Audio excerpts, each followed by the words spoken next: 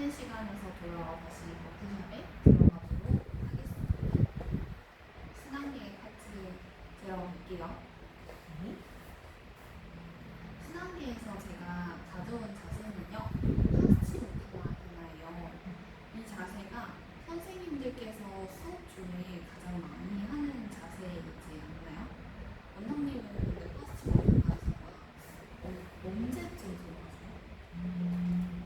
이게 물론 면의 난이도에 따라 다르겠지만 저는 그래도 항상 마지막에 가져가거든요. 왜냐하면 초반에 가져갔을 때 이 자세가 약간 유연성의 척도라고 생각하시는 분들이 많거든요. 근데 내가 이걸 못하면 선생님들이 낙담하고 실망하고 그런 거 저는 그게 싫어가지고 그냥 처음에 만약 한 달에 5카운트 정도밖에 안 가고 마지막에 본인이랑만 비교를 해서 괜찮아지는 경험을 좀 드리는 편이에요.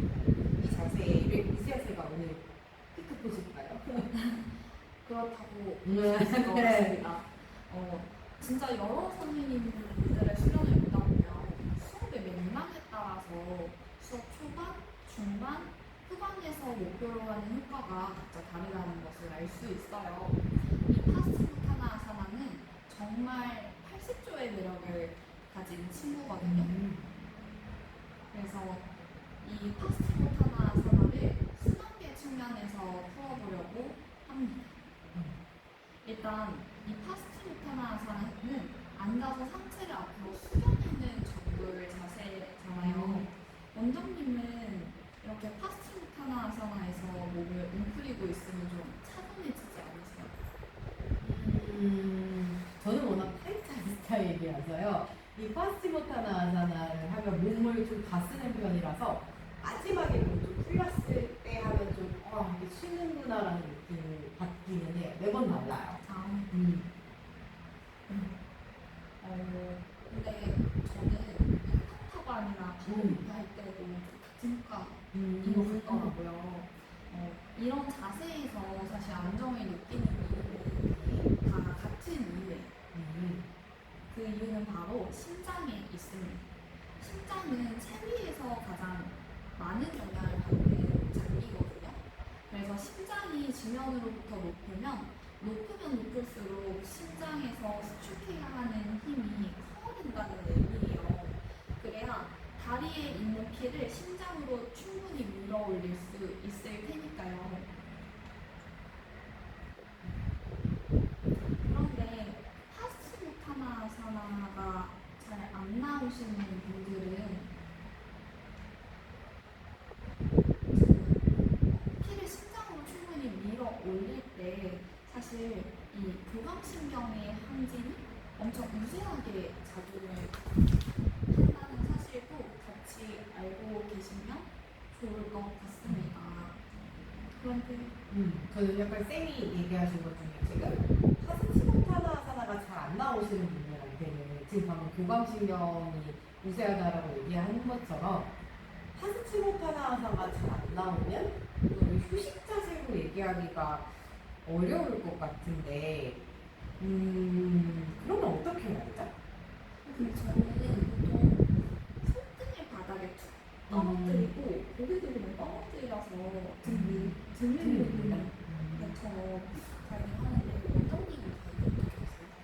파스치모타나 아사나요? 일단 저는 손을 묶어요. 뭔가 손을 떨어뜨리는 것도 어렵고 몸의 긴장도가 워낙 높으신 분들은 그냥 저는 이렇게 해서 묶어서 하라는 얘기를 많이 해요. 그리고 잘 안 하죠. 파스치모타나 아사나 진짜 쉽지 않은 자세예요. 저는 파스치모타나 아사나를 좀 가끔하겠습니다. 알겠습니다. 파스치모타나 아사나는 사실 서 있을 때보다 교감신경의 활성화가 줄어들고 온몸의 힘을 일부러 뺄 수 있도록 집중시켜주면서 교감신경보다 부교감신경을 우세하게 만들어주는 자세거든요. 그래서 여기서 휴식 자세라고 하는 이유는 더 낮은 긴장 상태에서의 파스치모타나 아사나를 가면 휴식 자세가 돼요. 휴식 자세가 아니라 강화하는 자세가 되겠지만 체위를 바꿔서 파스치모타나 파스모타나아사나를 할 때는 원래는 휴식 자세가 되어야 합니다. 그러니까 요가 자세 중에 파스모타나 아사나가 목표하는 느낌이나 상태는 어쨌든 부교감 신경이 많이 활성화돼서 휴식, 그러니까 몸이 좀 쉰다라는 느낌을 받았으면 좋겠다라는 거죠. 그럼 아까 계속 교감 신경, 부교감 신경을 얘기를 하는데 요거에 대해서도 한번 진짜 많이 나오잖아요. 자기 전에 해야 되는 요가 자세가 있고 뭐 몸을 활성화하기 위해서 일어나자마자 해야 되는 뭐 요가 자세가 있고 이런 게 저는 교감신경, 부교감신경에 따라 정리가 되는 것 같거든요. 그래서 이 교감신경이랑 부교감신경에 대해서 한번 설명을 해주세요. 교감신경은요, 우리 몸의 긴장 상태에 있게 하는 신경이고 그 반대 역할을 하는 신경을 부교감신경이라고 합니다. 부교감신경은 우리 몸을 이완하고 치유하는 상태에 있게 하는 신경이에요. 그런데 파스모타나아사나를 하면 심장의 위치가 몸의 말단인 발과 가깝게 되잖아요. 그래서 서 있을 때만큼 사실 심장이 수축할 필요가 없다라는 걸 의미를 해요. 그래서 부교감신경이 활성화되면서 쉬는 자세 이렇게 설명을 드렸던 거예요. 그럼 아시탄가에서도 아시탄가는 계속 스탠딩으로 진행하고 끝나면 시팅으로 연결해서 또다시 빈야사로 가잖아요. 그래서 이 빈야사 사이사이에 이 시팅 동작이 잘 나오면 그걸 휴식 동작이라고 생각을 많이 하시거든요. 근데 저는 그래서 빈야사보다 시팅에서 힘을 인지하라는 가이드를 많이 주는 편이에요. 그럴 수도 있을 것 같아요. 아시탄가 수업 들었을 때도 뭔가 아시탄가는 눈도 계속 뜨라고 맞아요. 3시트가 중요하잖아. 그냥 원래 아시탄가는 가이드를 많이 하는 게 아니었네요. 그렇죠. 몸의 반응을 본인이 찾아가는 거라서 상당히 어려운 수련인 것 같아요. 저는 누가 해주는 게 좋은 것 같습니다. 그래서 저희가 어쨌든 지금까지 세 파트, 그러니까 근골격계, 신경계, 순환계에서는 몸을 활성화하는 거에 대해서 계속 얘기를 나눴거든요. 그러니까 비틀기나 후골 자세들을 계속 많이 얘기한 게 어쨌든 교감신경을 활성화하는 자세들로 많이 나눠지니까. 근데 저희는 어쨌든 여기서는 순환계에서는 좀 다르게 얘기하려고 하는 것 같은데 그거에 대해서도 한번 설명을 해주세요. 사실 저희가 순환계 파트에서 휴식 자세에 대해서 말씀을 드리는 이유는 다른 파트 자세들은 사실 계속해서 활성화시키고 촉진하는 방향으로 설명을 드렸었는데 사실 우리 몸에 적정한 수준의 균형이 필요하잖아요. 그래야 적절한 각성, 적절한 휴식이 갖춰져야만 건강한 생활을 이어갈 수 있으니까요. 근데 아사나 측면에서도 보면 이 수업 안에서 각성과 이완이 적절하게 구성이 되어야 순환계 밸런스를 회복할 수 있다고 보고 그래서 이렇게 전구하는 자세를 가져왔던 것 같아요.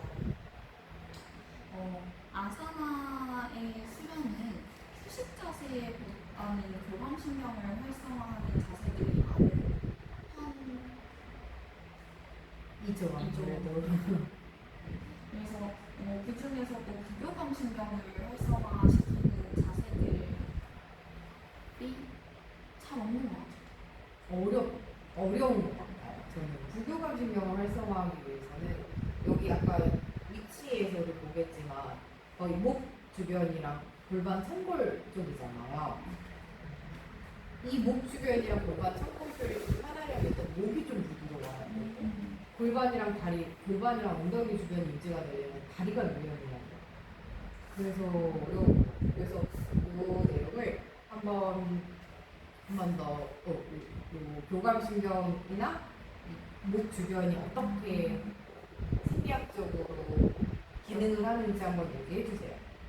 사실 순환계랑 이 신경계가 굉장히 밀접한 연결이 되어 있다는 것을 사진을 보면서 바로 알 수 있으실 거예요.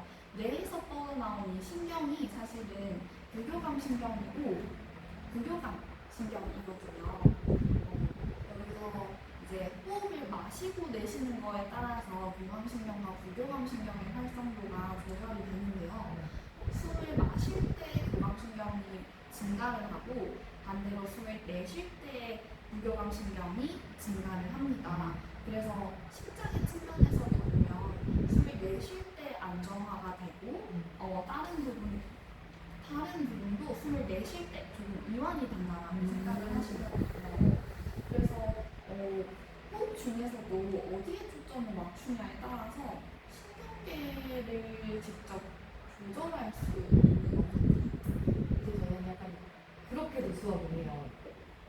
초반에는 계속 마시는 거에만 멘트를 드리고 마지막에는 같은 자세라고 내쉬는 호흡에 더 집중하라고 얘기를 하는 편이에요. 회원님들은 그러니까 저희가 지금 순환계에서 어쨌든 휴식을 강조를 하고 싶어서 얘기를 하는 건데 수업 시간에는 회원님들이 졸린 거 별로 안 좋아하거든요.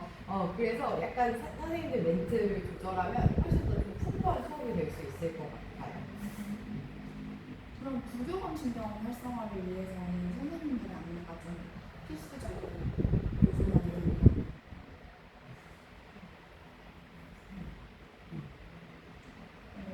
예를 들면 선생님들께서 아무것도 없는 상황에서 호흡을 빨리 내쉬라고 하잖아요. 그러면 심장은 그 호흡에 맞춰서 빨리 뛰기 시작을 해요. 반대로 아무리 힘들어도 호흡을 천천히 내쉬어보세요라는 가이드를 주시면 호흡이 안정화되면서 심장박동수도 빠르게 안정화됩니다. 그래서 순환기 균형을 맞추기 위해서는 선생님들이 교감신경과 부교감신경의 활성화를 이게 활성화됐을 때 몸의 반응이 어떻게 나타나는지 알고 계시면 수업에 도움이 될 거예요. 요 지금 PT 내용이 왼쪽이 교감신경이고 오른쪽이 부교감신경에 대한 내용이에요. 그거 한 번만 얘기 말씀해 주세요. 교감신경은 스트레스 상황이기 때문에 이제 동공의 경우는 확장되고 이제 숨은 사실은 막 많이 쉬어야 빨리 뛸 때 산소 공급을 근육으로 할 수 있잖아요. 그래서 기도가 넓어지고 혈액도 많이 내보내기 위해서 심장박동도 빨라지고 세게 짜요. 그리고 근육으로 에너지를 공급하기 위해서 간에서는 포도당을 많이 만들게 만들고 오히려 이제 근육으로 보내야 되는 혈액이 많아야 되니까 이제 소화 기능은 잠시 떨어지게 되거든요. 오히려 하나 같은 때면 너무 부를 수도 있군요. 신기하다. 그리고 이제 방광이 넓어져요. 왜냐하면 오줌을 쌀 수 없으니까.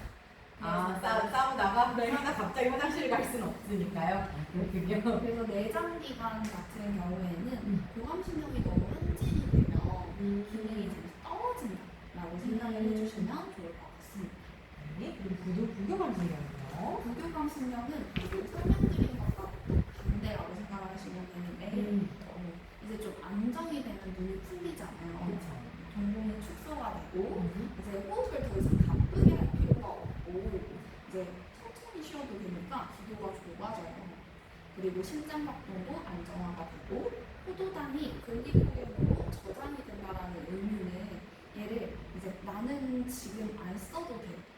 저장을 하는 형태라고 생각을 해주시면 그래요. 그리고 이제 좀 몸이 편안해져야 소화도 활성화되고 이제 소화에 관련된 효소들도 만들어내고 장도 움직이기 시작해요. 그래서 내장기관은 사실 부교감신경이 조금 올라왔을 때 그 기능이 다시 회복된다고 생각해 주시면 돼요.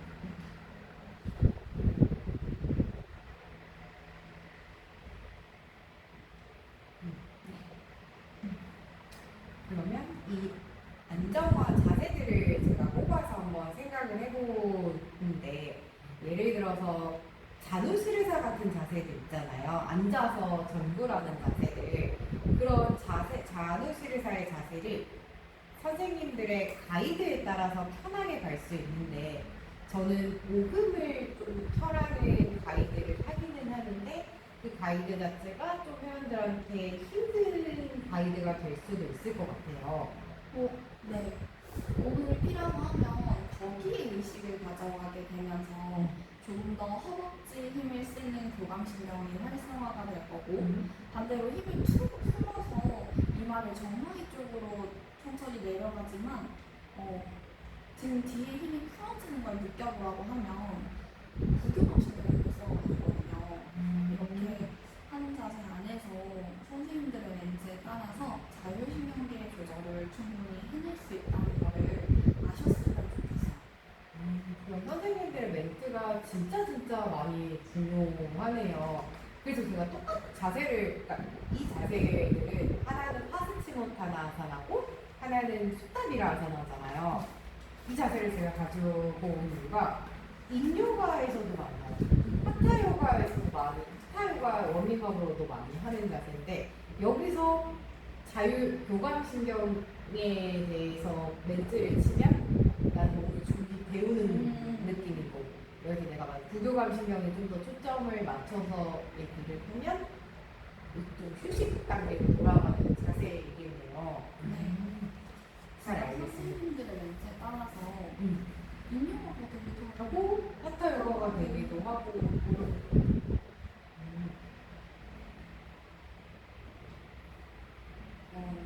특히 선생님들의 멘트뿐만이 아니라 수련하고 있는 환경적인 요소들도 교감, 부교감 신경에 영향을 미칠 수 있어요. 근데 진짜 보이지 않는, 보이는 환경도 진짜 중요한 것 같아요. 왠지 또 보이지 않는 것 같은 경우에 요가원의 온도 진짜 회원님들 민감하시거든요. 아니면 온도나 통풍, 바람의 연나, 아니 냄새, 이 향기, 습기. 습한 느낌. 요즘 너무 습하니까 습한 느낌. 그리고 가끔 선생님들의 에너지. 요가는 진짜 모든 수업이 다 다른 거고 선생님들이 오늘 어떤 에너지, 지금 어떤 에너지를 가지고 있느냐에 따라 지금 선생님이 어떤 멘트를 치느냐에 따라서 그게 진짜 순환계를 좀 이완하는, 좀 안정화를 시키는 인요가나 좀 휴식하는 그런 수업이 될 수도 있고 아닐 수도 있다는 거잖아요. 그래서 일상에 지쳐서 저희 휴가 많이 가잖아요. 근데 바다나 산이나 뭐 이런 걸 보는데 그런 풍경 보고 뭔가 해소되는 감정? 이런 거 막 숨 한 번 크게 마시고 내쉬고 막 이런 거 많이 하잖아요. 그런 풍경 보면서 그런 감정 느껴보신 적 없으세요? 저는 사실 풍경 보는 것도 좋아하고 요가원이 좋아요. 요가 너무 독박이에요. 요가는 귀신설이 있습니다.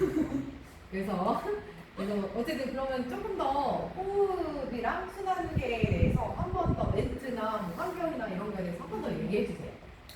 호흡에 대해서 더 덧붙이자면 호흡을 사실 수학적인 느낌으로 보기에는 사실 부담스러워 하시는 것 같아요. 지루하다 이렇게 생각하시나요? 지루하다. 그렇게 생각할 수도 있고 뭔가 누군가 나의 호흡을 조절해 준다는 거 자체가 잘 못 따라하면 그게 좀 거기서 스트레스를 받는 거 같아요. 내가 선생님이 만약에 호흡을 전해줬어. 근데 나는 그걸 못 따라가. 그럼 거기서 좀 스트레스를 받는 것 같아요.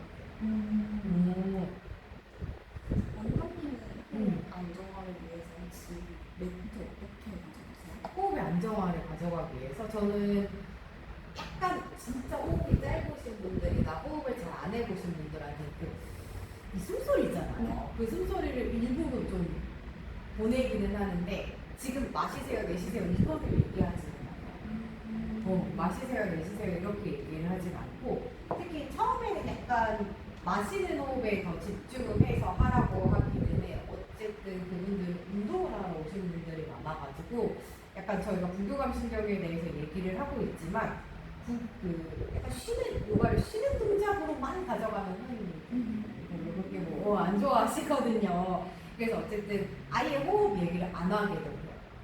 좀 잘 안 해요. 왜냐면 본인이 좀 조절할 수 있는 정도가 됐을 때 그 뒤로 호흡 티칭이 들어가면 그때 호흡이 좀 정돈이 되는 것 같아요. 그 호흡 수련을 좀 받아들이시는 것 같아요.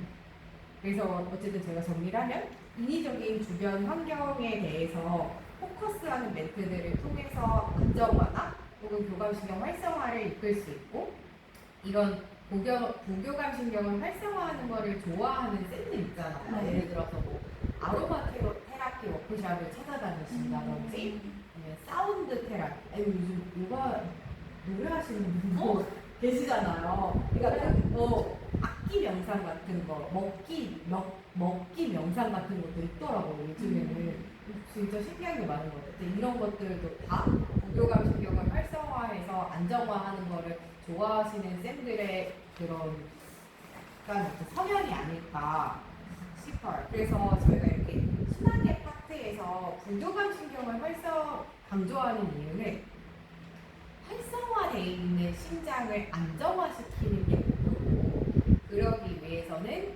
호흡과 몸의 체위, 그러니까 약간 심장의 높이를 낮춰주고, 그 외 나머지 환경들 있잖아요. 샌들의 멘트라든지 어쨌든 요가원에서 오는 바람이나 적당한 온도나 뭐 이런 것들이 중요하기 때문이에요. 그래서 저희가 이렇게 순환계를 꼭 심장의 활성화로 안 빼고 심장의 요즘 안정화, 균형화의 멘트에 좀 초점을 맞춰서 쌤들의 멘트가 중요하다라고 얘기를 해서 사바아사나 멘트를 한번 고민을 해보려고 해요. 루피쌤은 혹시 사바아사나 때 어떤 멘트를 쳐요? 저는 사바아사나 할 때 꼭 제가 진짜 맨날 하는 멘트가 있거든요. 누워서 이제 등이 바닥에 탁 풀어지면서 빨려 들어갈 것처럼 그런 감정을 느끼고, 오늘 들었던 감정 중에 부정적인 감정이 있었다면 지금 이 시간 매트 위에 다 버리고 들어가라고 말씀을 드리거든요. 좀 감동 먹었을 것 같은데 회원님들이 그렇게 얘기하면 오시는 분도 있어요. 진짜? 살이 빡빡하다. 저는 사바아사나 멘트를 만약에 헤어이 조금 없었을 때는 옛날에는 이것도 했었어요. 그 목에 약간 좀 로션인데 파스 느낌 같은 것들 있잖아요. 그런 거를 그러니까 물어봐요. 이거 혹시 싫어할 수도 있으니까 알러지 있는 분도 있어요. 그리고 약간 좀 로션이 좀 가나거든요. 약간 파스 같은 날아가면서 좀 시원해지니까 그런 거를 좀 발라드리기도 하는데, 그런 건 약간 개인 레슨이나 필연 레슨에서 한번 여쭤보고 하고, 그룹 레슨에는 그럴 시간이 없어서 그런 거 한번 해도 정말 진짜 좀 편안하게 이완하시는 편이에요. 아무것도 없는 상태에서 매트가 딱딱하니까 목이나 골반을 좀 부드럽게 낮추는 게 좋은데, 그 목에 그런 향이나 그런 냄새가 나면은 좋아하시는 것 같아요.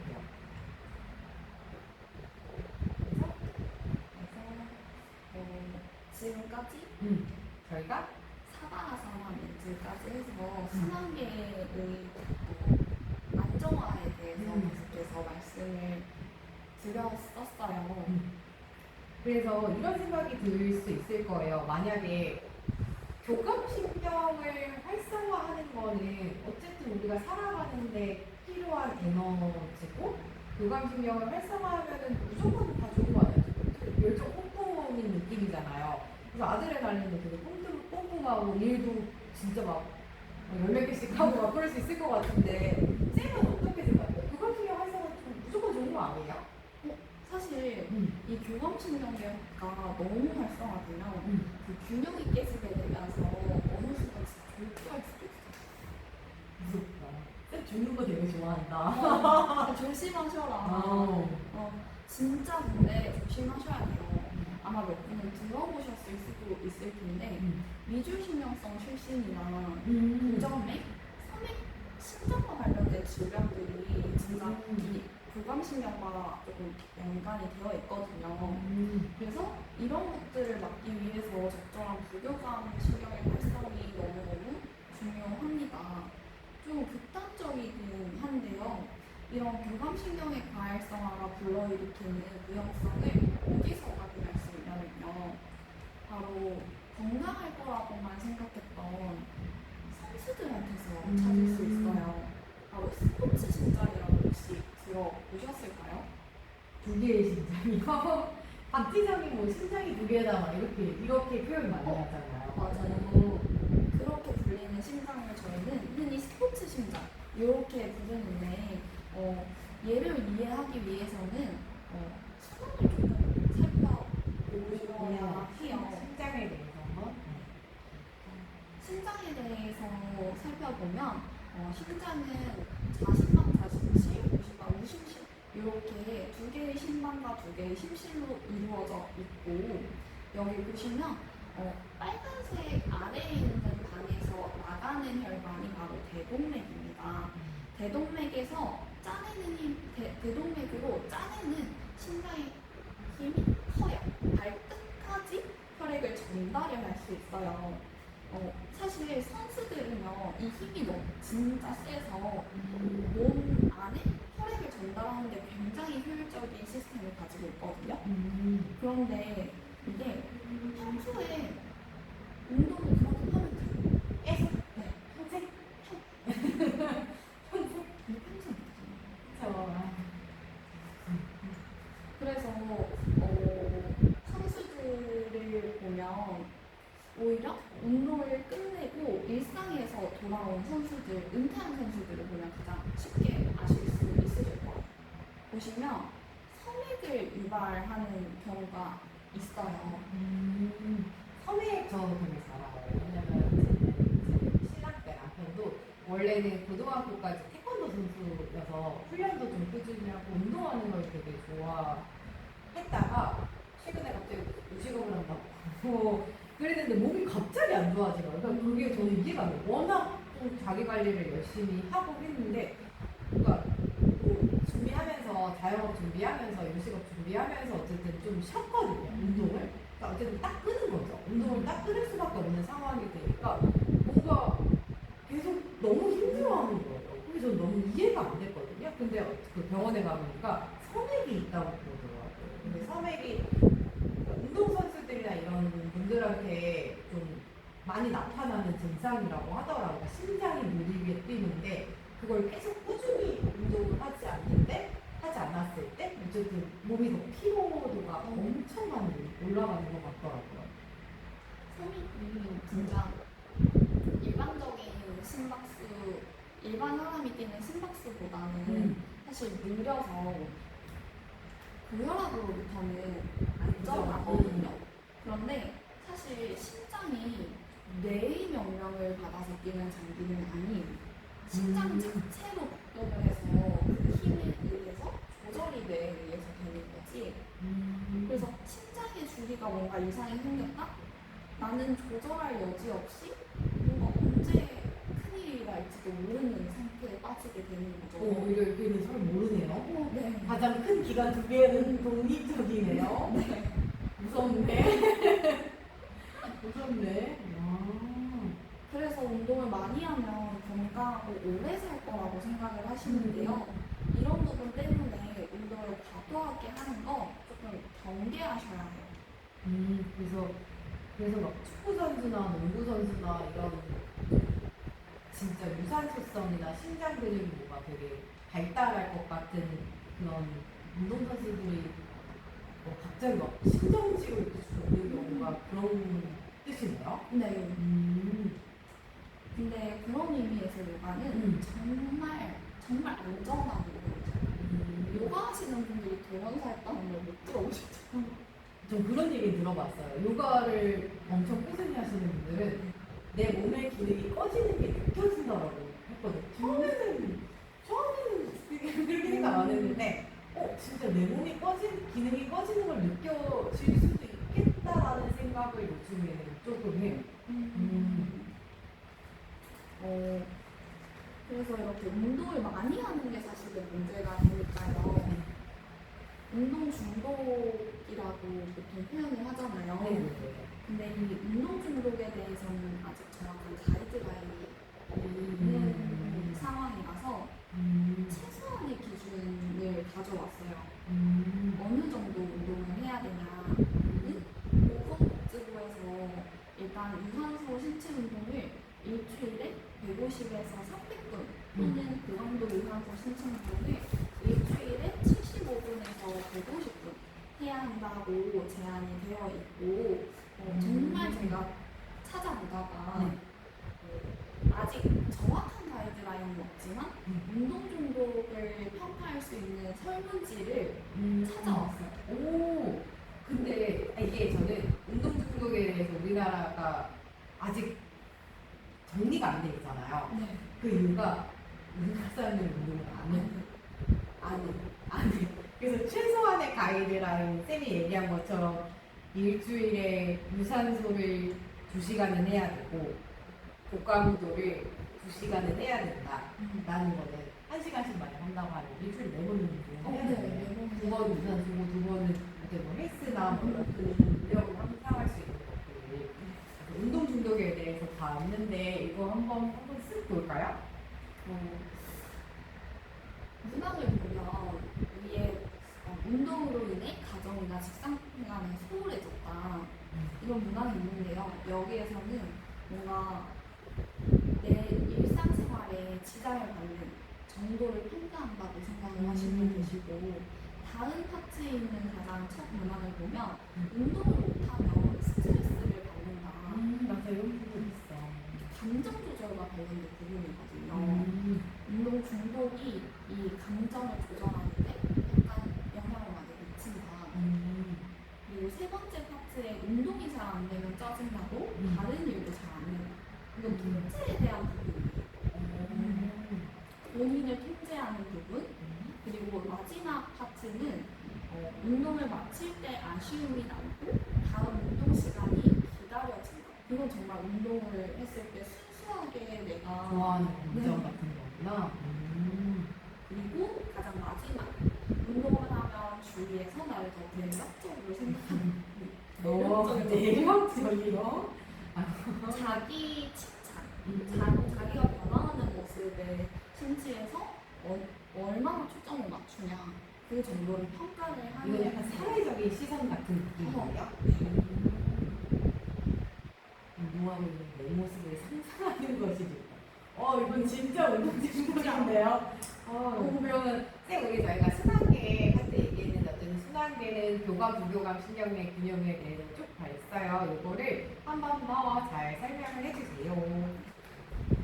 순환계 파트를 정리를 한번 해볼게요. 순환계는 심장과 관련이 있고 심장은 체비와 호흡에 가장 빠르게 반응하는 기관이고요. 심장의 조절을 위해서는 이 연관이 있는 교감신경, 부교감신경의 작용이 있어야 되고 호흡, 주변 환경에 의해서 이를 조절할 수 있어야 합니다. 특히 순환계에서 저희가 부교감신경의 활성화를 저도 말씀을 드렸기 때문에 부교감신경을 활성화시키는 방법으로서 주변 환경을 설정하고 선생님들의 안내에 의존적인 부분이 많아서 선생님들만의 사바하사나 멘트를 고민해보자고 제안을 드렸어요. 이렇게 순환계의 파트는 정리를 해보았습니다. 그러면 오늘 저희 소화계랑 순환계에서 소화계 파트랑 순환계 파트에 대해서 2번째 피치 아일랜드 워크숍을 마무리하면 될 것 같습니다. 쌤 고생 많으셨습니다. 감사합니다. 고생하셨습니다. 감사합니다.